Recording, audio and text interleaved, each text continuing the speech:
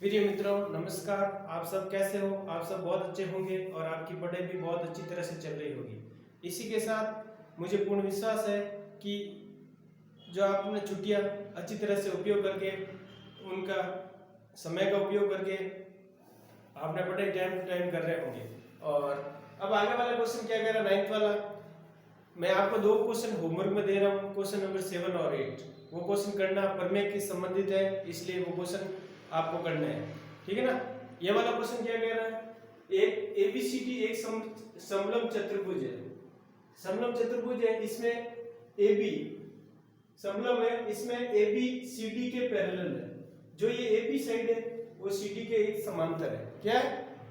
समांतर है तथा इसके विकर्ण परस्पर ओ पर प्रतिच्छेद करते हैं। ये दोनों में विकर्ण खींचा, यहाँ पर ओ पर आपके क्या है, प्रतिच्छेद करते हैं, मतलब मिलते हैं, काटते हैं एक दूसरे को। तो दर्शे कि AO OB AO और OB AO OB इस अनुपात CO OD के बराबर होगा। क्या होगा? बराबर होगा। तो इसमें देखो कैसे करेंगे।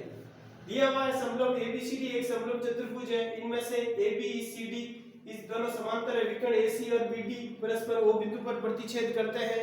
तो अपन क्या करेंगे, सिद्ध करना है कि AO बराबर BO और CO बराबर DO। तो इनमें से अपन रचना में O में से FO और DC is parallel of AB। FO ये किसके पैरेलल है? CD के पैरेलल है, प्लस किसके पैरेलल है? AB के पैरेलल। मतलब ये तीनों आपस में क्या है? समांतर। एक रेखा खींची अपन ने यहाँ से कोई पॉइंट डाला है, डॉट डॉट करके, ये तीनों आपस में क्या है? समांतर है। क्या है? आपस में क्या है? समांतर है। तो अब देखो, अब त्रिभुज DAB में त्रिभुज DAB में ये वाला बड़ा वाला त्रिभुज लेते हैं, जिसमें ये दोनों भुज आपस में क्या आ जाएगी? समांतर आ जाएगी। क्या आ जाएगी? समांतर आ जाएगी। तो FO जो FO है वो AB के क्या है? समांतर है, पैरेलल है। FO किसके पैरेलल है? AB के पैरेलल है, मतलब समांतर है। तो अपन अनुपात वाला नियम लगा देंगे। इसमें क्या लगेंगे? DE किसके? अपॉन F ऑफ A के, और DO O और B के इक्वल अपॉन में होगा। तो इसी प्रकार त्रिभुज अपन दूसरा लेंगे, DCA ये वाला त्रिभुज लेंगे। ये दोनों क्या आ जाएंगे? आपस में समांतर आ जाएगी। क्या आ जाएगी? समांतर। DCA दूसरा त्रिभुज कौन सा लेंगे? DCA में अपन DC FO के समांतर होगी, FO DC के इस समांतर होगी रेखा। तो DF F ऑफ A के बराबर DO, और DO किसके पैरेलल होगा? DO O और B के पैरेलल होगा। O और B के पैरेलल होगा। DO किसके पैरेलल होगा? नहीं, ये लेंगे अपन। देखो ये भुजा लिया आपने, त्रिभुज ये वाला लिया, तो OC O और A के इक्वल होगा, CO बराबर O के इक्वल होगा। ये त्रिभुज में DF और F के इक्वल होगा, DF का और F और A, और वापिस अनुपात क्या होगा? OF नहीं, ये अनुपात OC और OA, CO प्लस OA, ये वाली भुजा हो जाएगी। अब समीकरण नंबर 1 और 2 को दोनों को अपन देखो, देखने पर ये दोनों सेम लग रहा है, तो ये दोनों को अपन बराबर करेंगे। क्या करेंगे? बराबर। तो अपन के पास ये बचेगा समीकरण नंबर 1 से DO बराबर अपॉन OB और CO अपॉन CO या OC लिख सकते हैं, OC लिख सकते हैं इसको, OC। तो क्या आ जाएगा? OC बन कोई भी लिखो, OC लिखो, CO लिखो, कोई भी लिखो, सेम आएगा। तो OC अपॉन OA। तो समीकरण नंबर ये प्राप्त हो गई। ये प्राप्त होने के बाद अपन क्या किया? OA अपॉन OB, क्योंकि अपन को ये लाना है तो अपन वजन इसको इधर भेज दिया, इसको इधर भेज दिया। AO बराबर OB हो गए, AO बराबर OB हो गया, और CO बराबर DO हो गए। ठीक है ना? ये अपन को प्राप्त हो गए। थैंक यू मित्रों।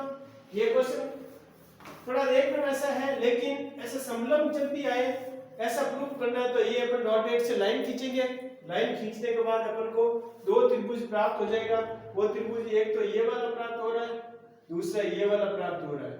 ये पूछे इसके कौन सा? एक तो ये वाला त्रिभुज है, ये वाला। दूसरा कौन सा लिया आपने? दूसरा कौन सा लिया त्रिभुज? दूसरा त्रिभुज कौन सा लिया? देखो ये किसके इक्वल, इसके ये वाला बड़ा वाला लिया। देखो त्रिभुज कौन सा लिया आपने सबसे पहले? त्रिभुज DAB लिया, DAB ये वाला त्रिभुज लिया जिसके ये दोनों पैरेलल है। दूसरा त्रिभुज ये वाला लिया जिसके ये दोनों क्या है, आपस में पैरेलल है। ये चीज ध्यान रखना, त्रिभुज में दोनों अनुपात समानुपाती वाला नियम लगा दिया। नियम लगाने के बाद दोनों को बराबर कर लिया। बराबर करने के बाद जो चीज बची उसको वज्र AO को ऊपर भेजा, DO को नीचे भेजा, तो अपन को प्रूफ हो गया।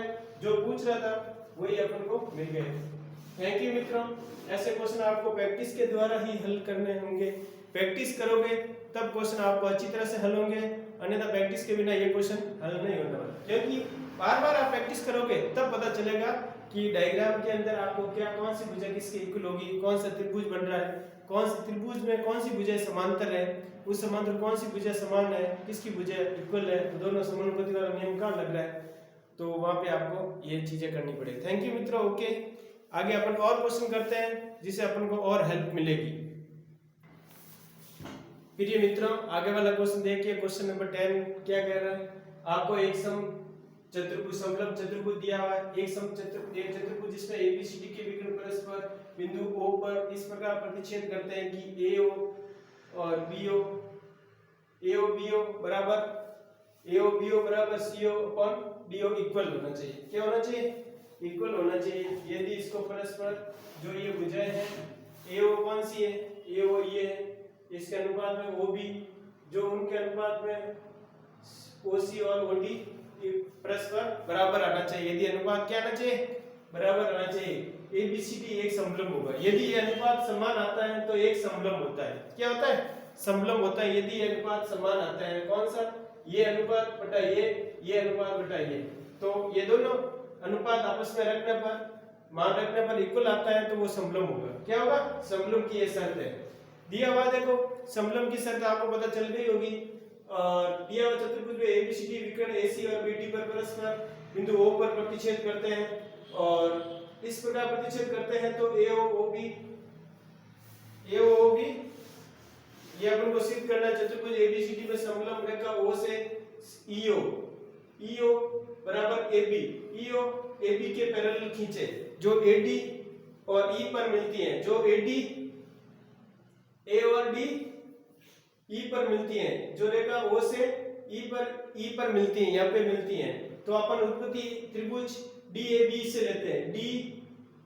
DAB से अपन त्रिभुज लेते हैं जिसमें दोनों भुजें आपस में क्या हो जाएगी, समांतर हो जाएगी। तो अपन अनुपात वाला DE और E और A और DO O और B लेते हैं। ये अनुपात वाला समानुपाती वाला नियम अपन लगा दिया है। और इसी प्रकार इसको AO बराबर BO, AO बराबर BO, CO बराबर DO, तो AO बराबर CO ये अपन को सिद्ध करना था।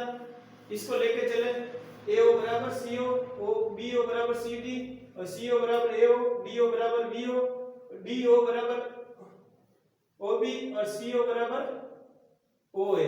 तो ये अपन को लाया, ये समीकरण नंबर 2 बन गया। ये समीकरण नंबर क्या बन गया, 2।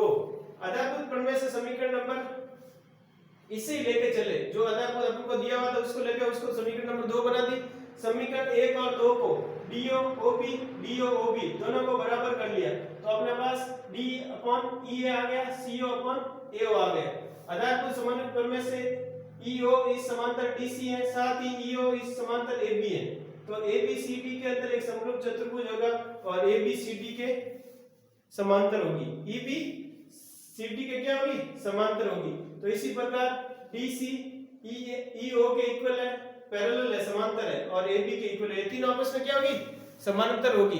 तो अपने पास ये तीनों आपस में समांतर होगी तो ये समलंब कहेंगे। अपन क्या कहेंगे, समलंब कहेंगे, क्योंकि इसमें ये अपन को सिद्ध करना था कि कौन सी भुजा किस भुजा के पैरेलल है। दूसरी समीकरण कैसे निकाला आपको पता चल गया। दूसरा समीकरण जो सिद्ध करना था उसी को लेके चले अपन, ये सिद्ध करना था इसी को लेके चले तब दूसरा समीकरण अपन को प्राप्त हो गया।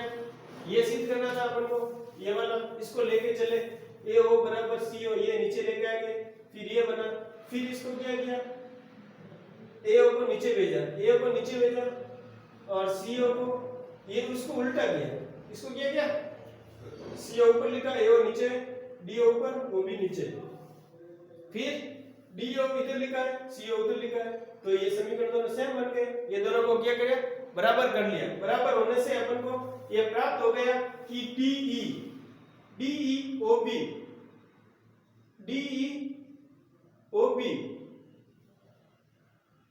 DE बटा OB, और ये समीकरण हो गया DE बटा EA, DE बटा EA, और इसके और CO बराबर AO बन गए। देखो CO ये और O है ये अनुपात हो गया, क्योंकि ये दोनों आपस में समांतर है। अच्छा, ये लेके चले थे, ये प्रूफ हो गया अपने पास कि ये एक समलंब होगा। तो समलंब की क्या शर्त थी, यही तो शर्त थी। ये अपन को प्रूफ हो गया कि इधर वाला त्रिभुज भी, ये त्रिभुज कौन सा है, DCA, इसके अंदर ये इसके पैरेलल है, तो ये अपन को मिल गया। तो इसका मतलब ये समलंब चतुर्भुज होगा। क्या होगा, समलंब चतुर्भुज। ऐसे क्वेश्चन में आपको देखो, इसमें जबकि ये पूछा नहीं था, ये अपन निकाला इससे, इनसे ये सेकंड समीकरण निकाला है। सेकंड समीकरण दोनों को इक्वल किया, तब ये अपन को प्राप्त हुआ, तब अपन पता चला ये इसके DCAB के पैरेलल है। तो ये तीनों आपस में पैरेलल होगी। EO किसके पैरेलल होगी, AB के पैरेलल होगी, और AB किसके पैरेलल होगी, CD के पैरेलल, मतलब समांतर होगी। तीनों आपस में क्या होगी, समांतर। तो AB और CD समांतर है, तो एक समलंब चतुर्भुज है। क्या है, समलंब चतुर्भुज है। और थैंक यू मित्रों, आगे और अपन क्वेश्चन करेंगे। यदि कोई प्रॉब्लम है तो आप कमेंट्स के द्वारा बता सकते हैं। इससे आगे 6.3 करेंगे, 6.3 के क्वेश्चन हल करेंगे। और उसके कोई भी आपके क्वेश्चन संबंधी प्रॉब्लम है, समस्या है, तो मुझे कमेंट्स के द्वारा क्वेश्चन लिख के भेज सकते हैं, और अपन ये वो क्वेश्चन अपन हल करेंगे। थैंक यू मित्रों, और लाइक एंड सब्सक्राइब भी करें। Thank you.